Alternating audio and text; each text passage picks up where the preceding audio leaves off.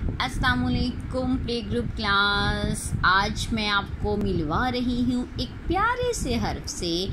आइए मैं आपको मिलवाती हूँ हर्फ रे से। ये है रे। आप देखिए रे की आवाज़ हल्की है, इसमें आवाज़ में थोड़ा सा बल आएगा।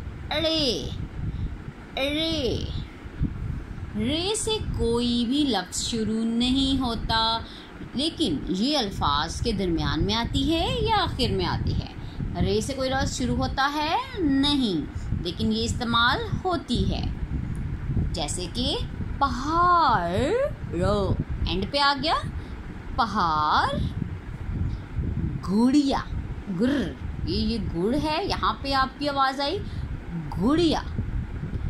गाड़ी, री आ गया तो इसके अंदर भी र की आवाज़ आ गई, गाड़ी। ठीक है, अब आप ये देखिए, मैं आपको एक नज़्म सुनाती हूँ। पी पी करती गाड़ी, चढ़ती जाए ऊंची पहाड़ी, सुनहरे बाल और आंखें नीली, हाथ से छोटी गुड़िया प्यारी, हाथ से छोटी गुड़िया प्यारी। पहाड़, गुड़िया, गाड़ी।